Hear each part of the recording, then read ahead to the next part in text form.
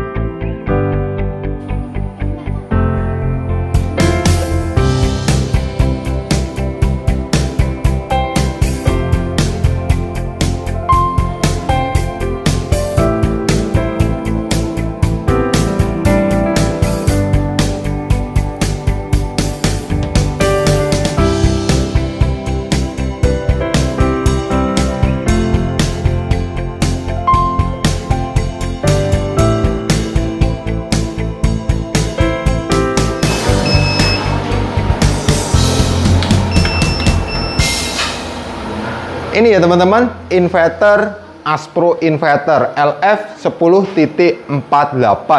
Jadi inverter ini kapasitas output daya maksimumnya di 10.000 watt dengan sistem tegangan inputan DC di 48 volt. Nah, untuk inverter ini dia tipe low frequency. Ini produk terbaru dari kita Aspro yang beberapa minggu lalu sudah kita custom untuk model casing terbaru seperti ini untuk tampilannya. Jadi di sini saya mau menjelaskan dari fitur serta fungsi untuk inverter LF10.48.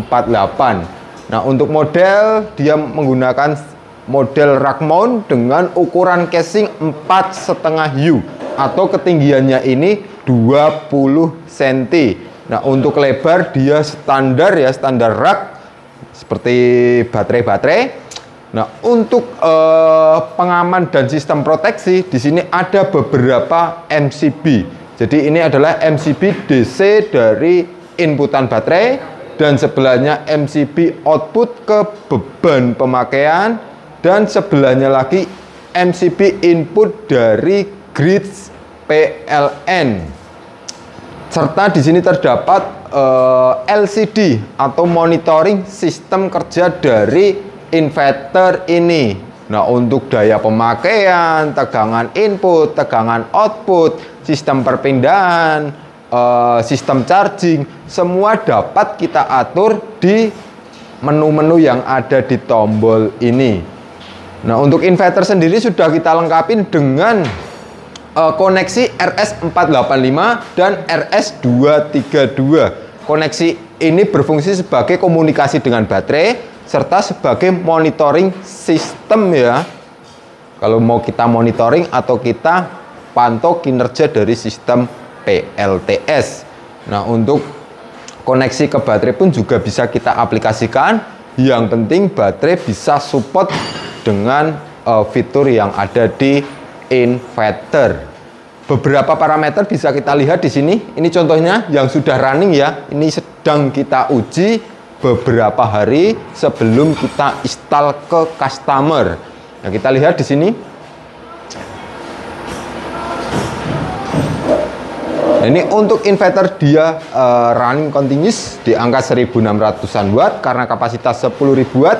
Di sini dia mendeteksi persentase di angka, nah ini ya, 20% 2000 watt karena daya maksimumnya ada di 10.000 watt. Nah, untuk parameter lainnya karena ini sistem sedang running, kita akan jelaskan ke unit yang sebelahnya. Kita coba matikan keseluruhan sistem inverter. Off.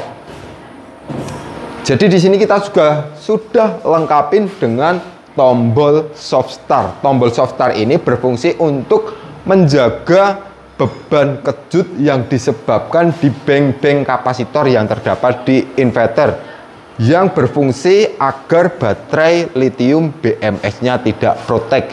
Biasanya kalau baterai lithium standar saat terkena starting dari unit inverter, maka BMS akan memproteksi. Agar tidak protek, kita lengkapin dengan switch on off-nya. Nah, untuk bagian belakang bisa kita spill yuk. ke belakang kamera. Bagian belakang juga cukup simpel. Nah, ini fan 2. Jadi di atas ini terminal, kelihatan nggak kamera tulis-tulisannya. Nah, inputan PLN netral, ground, fase. Output ke beban rumah netral, ground, fase. Terus yang bawahnya ini terminal blok dari grid, dari inputan DC baterai ya. Kita buat terminal yang gede seperti ini karena dayanya cukup besar, yaitu di angka 10.000 watt. Jika load maksimum 10.000 watt, maka terminal blok atau jalur di sini akan mengalirkan arus sebesar 200 ampere. Nah, setelah jalur baterai sudah terpasang, kita aktifkan ke depan. Seperti ini ya, untuk aktifin sistem inverter. Tekan soft start, terus MCB DC utama. Setelah MCB DC utama aktif, baru tekan switch on off di mesin inverter. Oke. Nah, untuk sistem sirkulasi atau sistem fan, dia juga auto. Saat running seperti ini, dia muternya slow ya, untuk menjaga kondisi komponen-komponen yang di dalam agar tidak suhunya terjaga, tidak panas. Nah, ini kita bisa lihat di sini. Kita aktifkan jalur output. Di sini kita bisa pantau atau lihat beberapa fitur. Ya, ini tegangan output 220 volt, bisa kita setting juga 230 volt. Nah, ini untuk komunikasi. Ini temperatur suhu. Ini load bebannya, ini baterainya berapa volt, berapa persen. Terus ini inputan dari grid PLN. Coba kita masukkan inputan. Nah, ini ya, input di sini terbaca 227 volt, 50 Hz. Dia nggak langsung pindah ke beban PLN-nya karena menunggu proses sinkronisasi antara grid PLN sama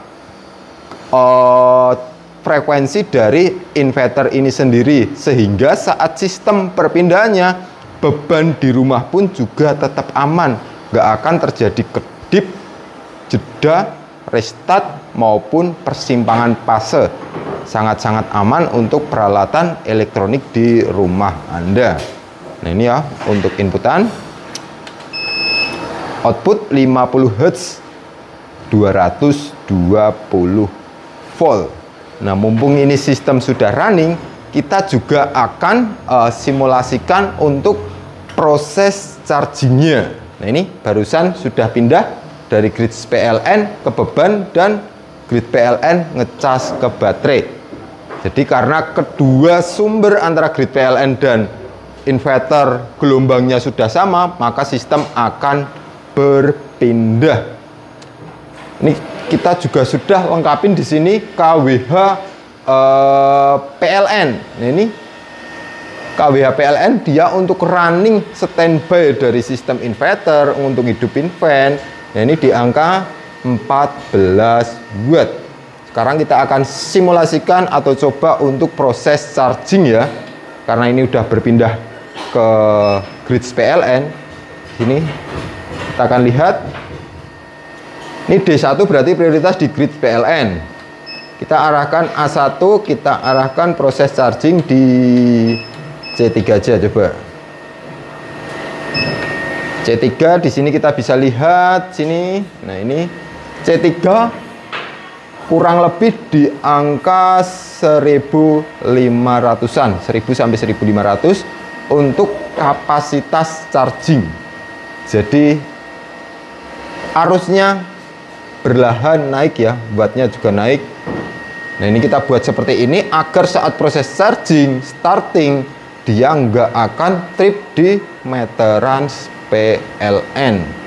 Nah, ini 1150 watt, 1 kW lebih.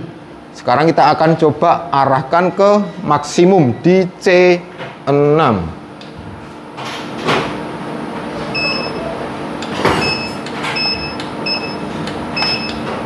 C6. Oke. Nah, C6 ini kurang lebih di angka 2500-an watt. Ini ya.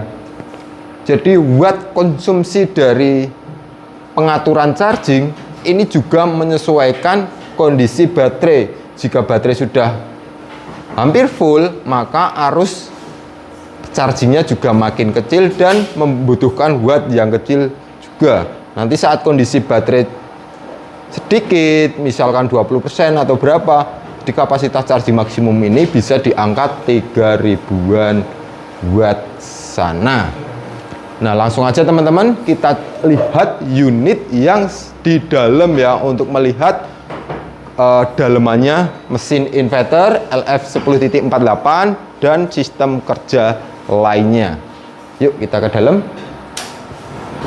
Kita lihat aja yang sedang dilakukan proses quality control ya. Anjay, sakit. Nah ini, jadi untuk quality control ini admin-admin ini juga sudah melakukan quality control untuk produk inverter, sehingga teman-teman nanti yang ada kebutuhan untuk inverter bisa juga langsung diskusi dengan tim admin kita. Nah ini sudah lihai dan pandai kalau untuk sistem-sistem inverter yang ada di sini. Nah, ini kita lihat, kita sepil nggak apa-apa ini. Nah.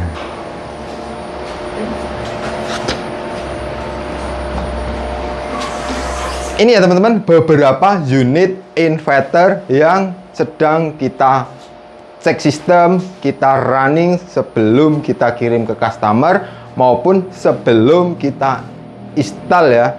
Jadi semua sistem kita pastikan dia berjalan dengan normal.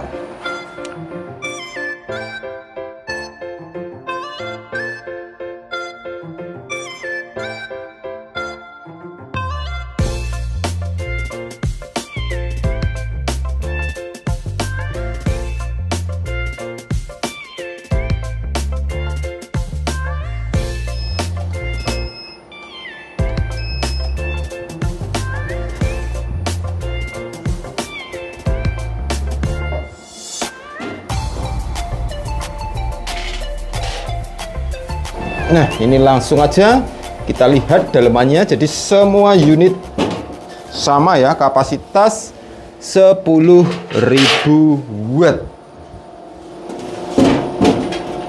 Ini kita mau peruntukan untuk beberapa project yang tersebar di daerah Papua, Kalimantan, sama di Sumatera.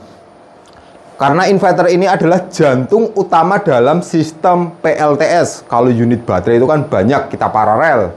Terus untuk kapasitas MPPT juga biasanya untuk kapasitas gede juga paralel. Sedangkan panel surya pun begitu juga paralel.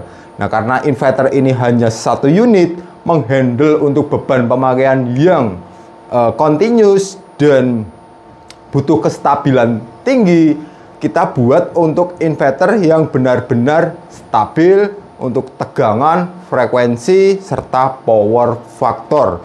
Untuk daleman mesin inverter teman-teman bisa lihat sendiri kualitasnya. Jadi untuk trafo sendiri kita juga full menggunakan tembaga, sehingga tidak ada drop tegangan output saat load beban tinggi. Beda dengan trafo-trafo yang aluminium, pasti saat kita load beban tinggi dia akan terjadi drop di tegangan output dan cepat panas ya untuk trafo sendiri. Nah, untuk modul-modul penguat di MOSFET serta sistem relay perpindahan kita juga sudah sesuaikan dengan daya yang digunakan. Jadi kita sepil lagi seperti ini ya. Ini untuk yang atas yang sudah running, trafo full tembaga. Ini MOSFET-nya juga banyak, original semua. Sistem modulnya ada di atas, relaynya pun juga gede.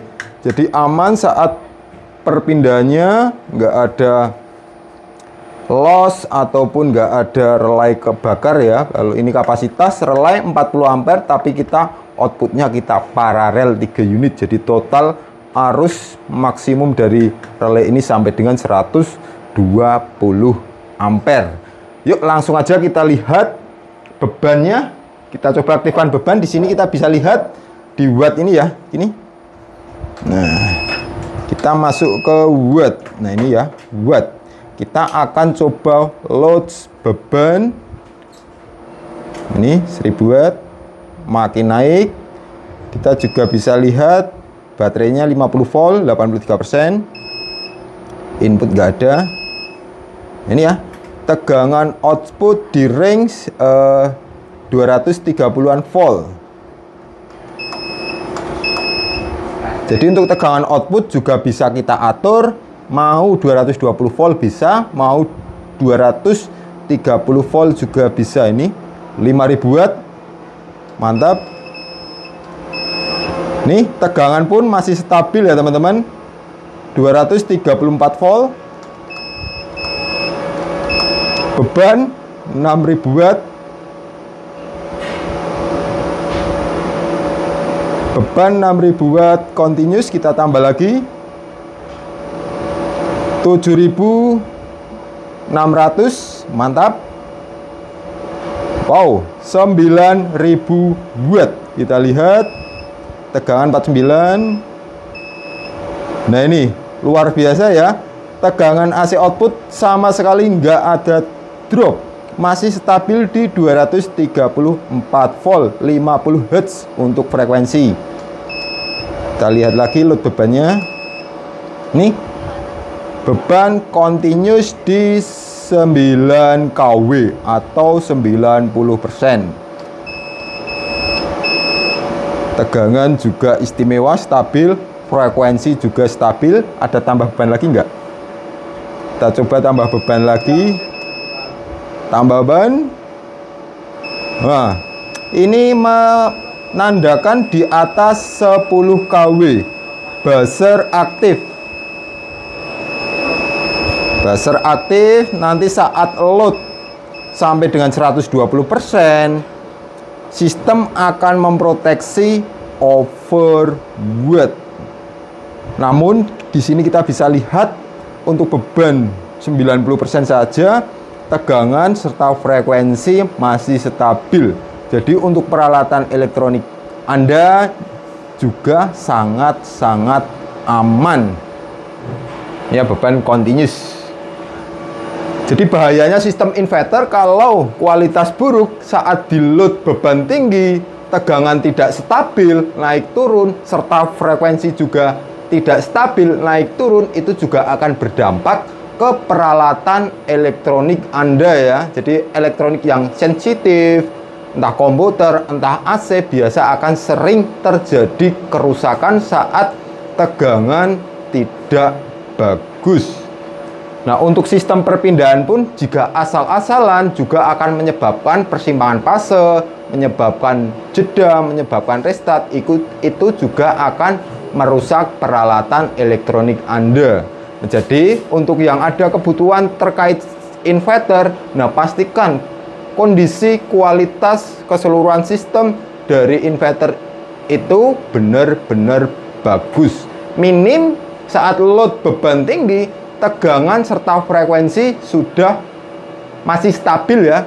Dan untuk perpindahannya paling tidak juga sudah sinkronus, nggak ada jeda, nggak ada kedip, nggak ada persimpangan fase. Nah, itu akan aman untuk peralatan elektronik di rumah kalian. Sini kita sudah load beban secara continuous tadi.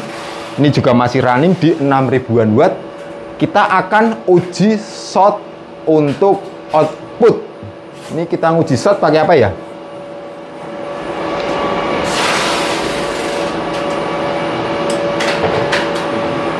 Wow, ini kunci uji short outputnya. Jadi ini beban masih continuous 6000 watt. Kita simulasikan terjadi konsleting di beban rumah. Seperti apa untuk respon inverter ini? Bisa juga MCB trip atau sistem PWM memproteksi ya. Jadi mana yang lebih cepat. Jadi proteksinya berlapis, bukan hanya sekedar di PWM. Kalau PWM gagal memproteksi, maka MCB juga akan memproteksi.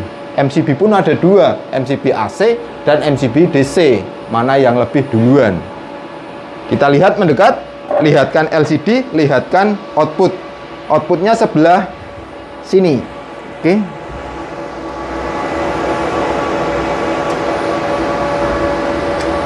Wow, kok agak-agak bahaya ini.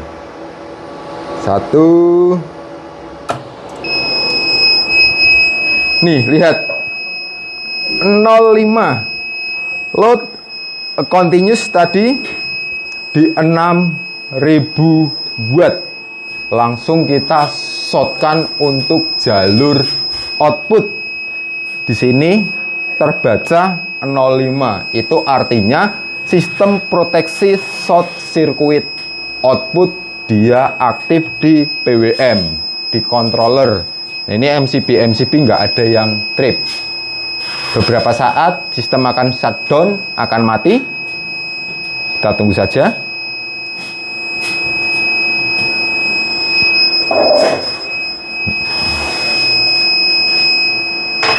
Nah, kurang lebih 30 sampai dengan 1 menit ya sistem mati. Nah, untuk ngaktifin nggak usah kebingungan. Kalau ada grease PLN, dia sistem langsung aktif, langsung berpindah ke PLN. Kalau nggak ada, tinggal tekan tombol on off. Nah, kita coba jalur PLN kita aktifkan. Oh, ini inputan belum ada. Karena inputan PLN belum ada, jadi kita tekan on off-nya di sini.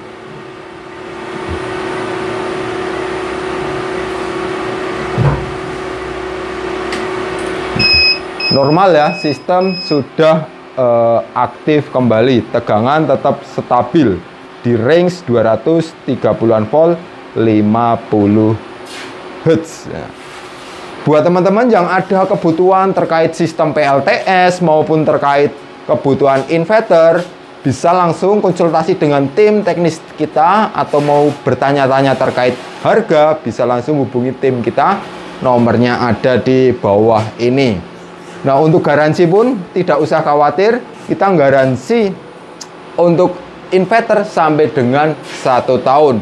Di luar garansi pun ini rakitan kita, jadi untuk spare part, untuk servis sangat mudah dan sangat murah kita dapatkan di Indonesia. Sekian, terima kasih. Salam Astro.